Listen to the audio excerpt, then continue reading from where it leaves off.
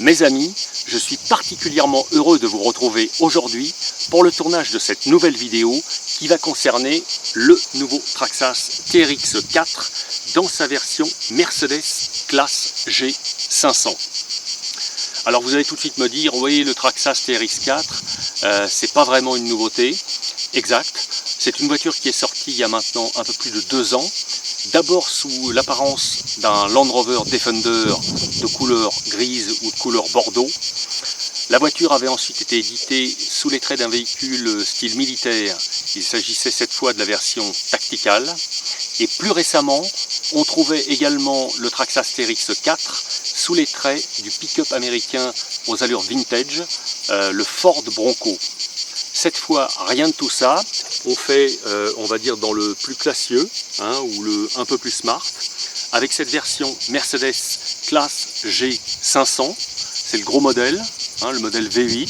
Pour la petite histoire, il faut savoir que cette version du TRX 4 de chez Traxxas est disponible avec cette carrosserie de Mercedes en couleur bleue, comme celle-ci, et également en couleur noire. Alors la première question qui doit vous tarauder et que vous allez me poser, c'est qu'est-ce qu'il a de nouveau ce TRX 4? Est-ce que le TRX 4 dans cette version Mercedes, c'est une nouvelle auto? La réponse clairement c'est non. Non, pourquoi? Puisque cette déclinaison reprend toute la mécanique des versions précédentes du TRX 4. Autrement dit, au niveau des trains roulants, comme nous allons le voir d'ici quelques secondes, c'est exactement la même chose. C'est exactement les mêmes liaisons au sol, les mêmes amortisseurs, les mêmes épures de suspension avec des ponts suspendus. Quelques variantes sont néanmoins d'actualité. C'est ce que je vais vous présenter maintenant en détail. Me voici maintenant de retour pour disséquer toute la mécanique de ce nouveau Traxxas TRX 4 en version Mercedes classe G. Donc comme on peut voir, nous avons affaire à une nouvelle carrosserie superbe, développée sous licence Mercedes bien entendu, ce qui explique que ces lignes restituent avec fidélité les lignes de la version originale. Là il n'y a pas de secret, c'est très bien fait, comme toujours chez Traxxas. Il s'agit d'une carrosserie en Lexan bien entendu. Là on fait un petit gros plan sur la partie arrière.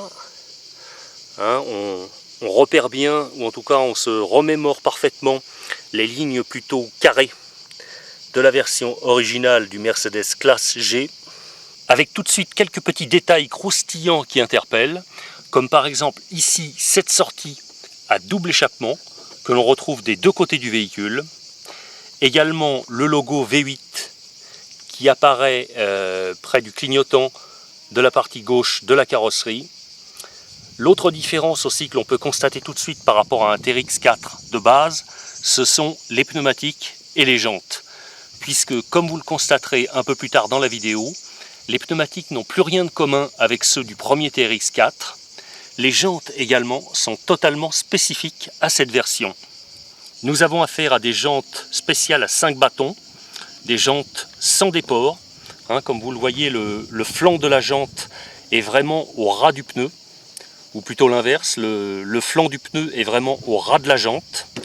Les jantes également s'enorgueillissent de la présence d'un petit écrou central ici. Un écrou central qui reprend le logo à l'étoile de la marque allemande. C'est un écrou qu'il faudra enlever, qu'il faudra déverrouiller pour accéder à la fixation de chaque roue, comme je vais vous le montrer plus tard dans cette vidéo. Parmi tous les autres détails que nous pouvons repérer, signalons les vitres teintées, la présence de 2 rétroviseurs, des essuie-glaces, ici les rappels de clignotants, la calandre surtout, qui est superbe, imposante et à la fois massive, et également, et c'est là encore une différence qui apparaît par rapport à la mécanique des précédentes versions du TRX 4, un skid plate de protection en aluminium qui apparaît au niveau du train avant. On va vous le montrer un peu plus en détail dans les vues qui vont suivre. On découvre maintenant en détail la mécanique de notre nouveau TRX 4 dans cette version Mercedes classe G. Alors comme pour les précédentes versions du TRX 4, il s'agit bien évidemment d'une voiture qui est livrée en mode RTR, c'est-à-dire avec tous les trains roulants assemblée. Quand on l'achète et quand on la sort du magasin et du carton d'emballage, il n'y a absolument rien à faire, aucune partie montage. On signalera quand même l'absence du pack d'accu. Le pack d'accu n'est pas livré d'origine, de même que le chargeur pour charger ce pack. Sinon, on distingue tout de suite la forme un petit peu particulière du châssis, avec ces énormes garde-boue avant et arrière qui protègent parfaitement les roues. On voit aussi qu'il y a une distance assez importante entre les pneumatiques et les garde-boue, de manière à ce que la suspension puisse travailler en parfaite adéquation avec le châssis et qu'à aucun moment les pneus ne puissent venir frotter contre le châssis ou contre les garde-boue, même quand on fait de l'escalade ou des descentes. À l'instar de toutes les autres versions du TRX 4 de chez Traxxas, la mécanique de notre Mercedes classe G en version 500 est équipée d'un moteur Titan Traxxas, un moteur brochette à charbon donc. Il s'agit d'un moteur de 21 tours au niveau du bobinage. Alors 21 tours, il faut le savoir, c'est bien, mais c'est quand même pas la panacée au niveau de ce que l'on peut retrouver sur les crawlers, puisque le principe du nombre de tours sur ce type de moteur, comme sur les autres du reste, c'est que plus vous avez de nombre de tours, plus la voiture va pouvoir évoluer lentement lorsque vous accélérez. Ce qui est le but d'un crawler, c'est tout à fait ce que l'on recherche pour escalader, pour crapahuter en solo, pour escalader les rochers, les pans de montagne et autres. Il faut vraiment que le moteur avance tout doucement, donc qu'il soit énormément démultiplié. Sur le Traxxas, ce n'est pas vraiment un inconvénient le fait que ce soit seulement à 21 tours, puisque comme nous allons le voir également dans la suite de la vidéo, vous avez plusieurs artifices électroniques notamment, via l'émetteur, qui permettent de ralentir la vitesse et de le rendre vraiment adapté à tout les types de terrain. La voiture peut être alimentée par un pack d'accu NiMH de 7 éléments en 8V4, comme le pack que nous avons monté pour réaliser cet essai. Donc comme on le voit, le pack d'accu va s'installer très facilement. Vous avez ici une ouverture rapide avec une petite languette escamotable qui permet d'accéder en quelques secondes à l'accu. Les accus Traxxas se distinguent également par une prise spécifique, ici, et par un numéro d'identification que l'on appelle l'ID. Pour cette raison, je vous recommande de n'utiliser que des accus Traxxas, même si certains vous diront que ça fonctionne avec d'autres marques. Pourquoi? Parce que quand vous utilisez un chargeur Traxxas et un accu Traxxas, l'accu est immédiatement reconnu au niveau des caractéristiques par le chargeur et optimise la charge à tous les niveaux. Je sais que certains me contrediront, vous ne seront pas de mon avis, mais c'est pourtant la vérité. Dans sa version Mercedes Classe G 500, le nouveau TRX 4 dispose de nombreux atouts, dont son célèbre contrôleur programmable sur 5 modes. Pour programmer le contrôleur du TRX 4, c'est très simple. Il suffit d'abord de maintenir pressé le bouton EZ7 du contrôleur. Après un petit passage au vert, la diode va se mettre au rouge, puis se mettre à clignoter en fonction des 5 modes disponibles. La diode va clignoter une fois, 2 fois, 3 fois, 4 fois, puis 5 fois. Un clignotement de diode correspond au mode sport qui procure la puissance maximum à l'engin, idéal pour faire de la vitesse. 2 clignotements de diode correspondent au mode course. Le mode course est exactement le même que le mode sport, mais sans la marche arrière. 3 clignotements de diode correspondent au mode entraînement. C'est le mode que je vous conseille, que je vous recommande pour faire du crawler. 4 clignotements de diode correspondent au mode sentier. Dans ce cas, la voiture dispose d'un frein moteur au lâcher de gaz. 5 clignotements de diode correspondent au mode ramper. Dans ce cas de figure, la voiture dispose d'un frein moteur important à 100% dès que l'on relâche la gâchette des gaz. Idéal pour gravir des pentes très vertigineuses. Niveau montage, comme on peut le constater, c'est très propre. Pas un fil ne dépasse, tout est calculé au millimètre près. Pas de doute, on est bien chez Traxxas. Le TRX 4 comporte 4 cerveaux en tout, dont 2 que nous apercevons ici et un autre supplémentaire logé à côté du contrôleur. Il s'agit de cerveaux lilliputiens comme vous pouvez le constater. Le gabarit du boîtier est tout petit. En revanche, comme vous pouvez le constater, il s'agit aussi de cerveaux étanches, grâce à la présence de joints d'étanchéité. Je vous les montre ici, au niveau des 3 parties qui composent chaque boîtier. Chacun des 3 cerveaux agira sur le blocage des différentiels de l'auto, puisque le TRX4 vous offre la possibilité de verrouiller ou de déverrouiller à distance le différentiel avant ou le différentiel arrière, selon le profil du terrain où vous allez évoluer. À la direction, nous avons ici un cerveau de 9 kg de couple étanche à pignon métal, qui est monté, comme vous pouvez le constater, la tête à l'envers. Il est carrément posé sur le train avant. Le cerveau de direction est un modèle de 9 kg de couple, je me répète, un cerveau étanche qui comprend une pignonnerie métal. Il agit sur un système de barre à renvoi pour commander la direction. Nous voici maintenant au cœur de la mécanique de l'engin. Alors on distingue tout de suite les sorties à double échappement dont je vous parlais en introduction, qui sont venues se greffer de chaque côté du châssis. Le châssis de cette version Mercedes Classe G500 du Traxxas TRX4, il n'a pas vraiment évolué par rapport au châssis de la première version du Land Rover Defender.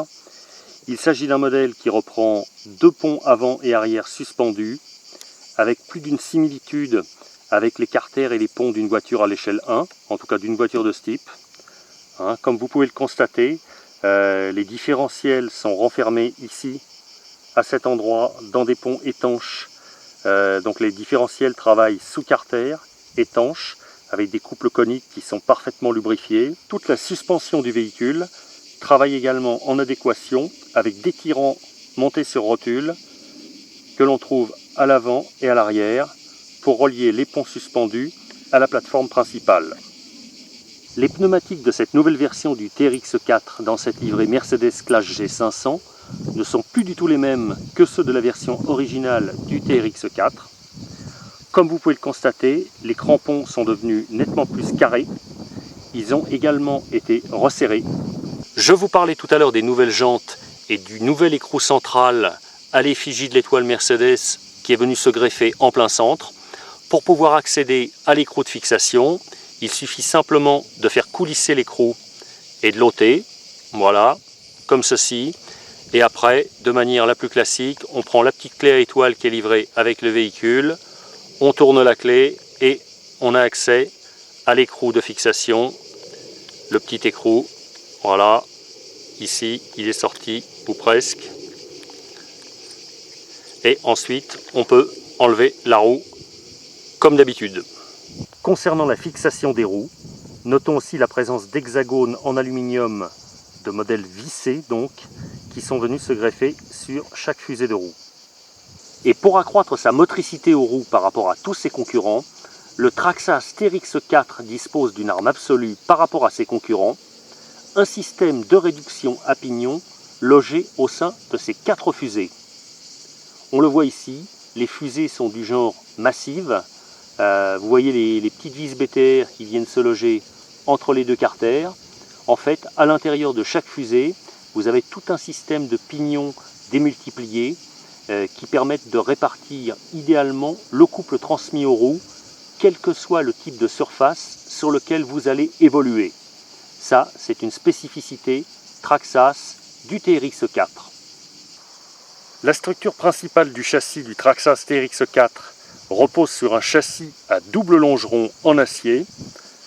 Nous apercevons ici l'un d'entre eux, estampillé du logo Traxxas.